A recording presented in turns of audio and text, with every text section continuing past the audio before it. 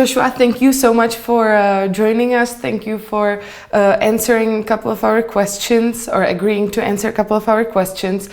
Maybe first of all, would you mind describing briefly, in your words, your feelings and reasons to start protests in 2014, and then what's happening currently? As a Hong Konger, I'm strongly aware that how we are under Beijing hardline rule, and it's the time for us to continue our fight and to let the world to know that how Hong Kong people do not keep silence. Mm-hmm. Did you feel a strong support from people around you, meaning probably students? With 2 million people took to the street, it's really impressive. As a Hong Konger, Hong Kong is the place I born, I live, and I love, and I hope to continue this fight. But what made you do the first step to fight? Have you been always thinking about taking this approach to changing something to the better? I think I just hope Hong Kong can be the better place, and we can be the master of our own house. Okay, so who was the people who were the most supportive of your idea? I know you are a member of the scholarism activist group. So how did you guys come together?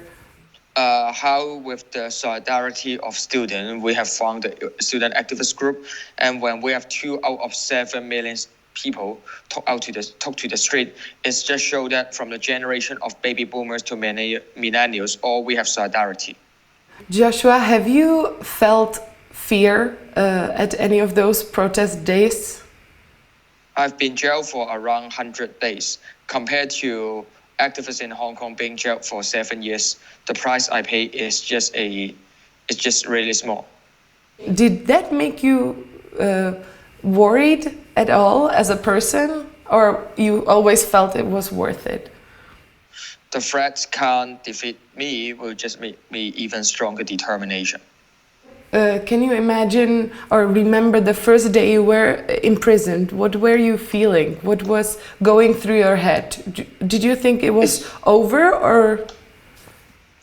It will be really shocked and out of my expectation, but I think compared to the dark prison in mainland China, Hong Kong's situation and condition is far more better. Even we still having a hard time for us, but we continue. No matter youngster and elderly, some of them locked in prison because of different crime, but I think how to listen to their voice and their point of view to society is also important. Mm-hmm. What was for you personally, now for Joshuou Wong, what was the most memorable moment of the protests so far? How 2 million people gather on street.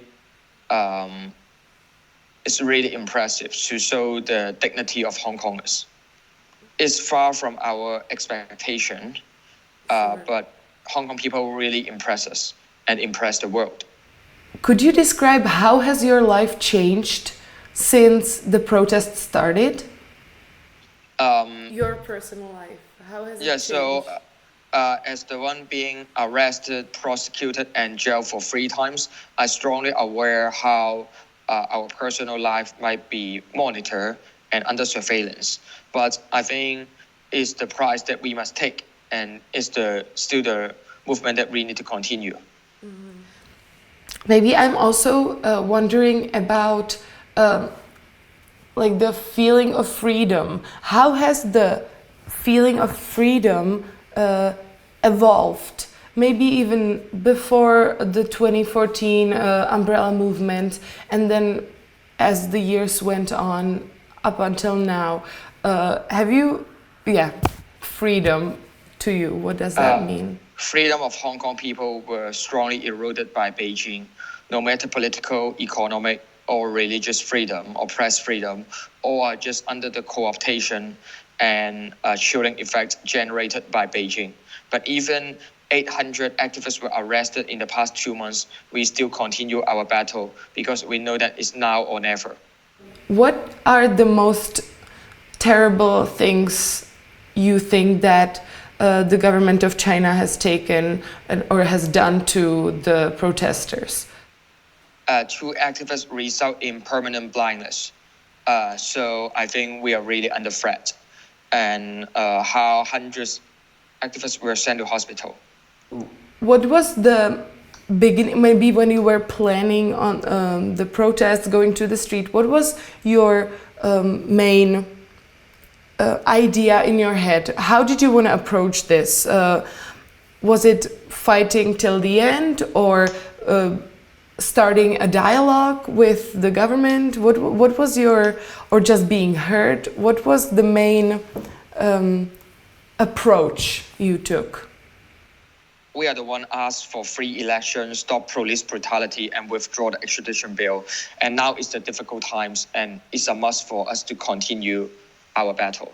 Yeah. So, and that's what in our mind doing protests. Yeah. So you had specific things in mind to demand the government or to change? Yes. Yes. Yeah. So if you could imagine a day, 3 days from now, and it would be the perfect final day, everything would have been solved, what would that day look like? What's your goal in these protests, and what would the ideal, now we are talking really ideal reality look like if it went well? So the ultimate goal and the ideal hope is Hong Kong people enjoy the right of free election. We can elect our own government. We can escape from the chilling effects of Beijing. What are the biggest suppressing parts of the fact that Hong Kong is under the rule of Beijing? Activists were jailed, lawmakers were unseated, journalists were expelled from Hong Kong, and book publishers were kidnapped to China. I think how Hong Kong political and economic freedom is strongly under threat is the most critical issue that should put people pay attention to what's going on in Hong Kong. Yeah, how would you like to wake up and have a different life? Would you be happy if there were days when you don't have to think about protesting and... Yeah. Fight against authoritarian rule might be an infinity war for Hong Kong people. That's what I was actually touching upon. So you think is that your role, you think, in life? Will you always be kind of the watchdog to the government, whatever it does? So that's our responsibility as a Hong Konger to join this fight. Mm-hmm. Do you ever discuss this with some of your role models that might be your teachers, parents, some... Not really.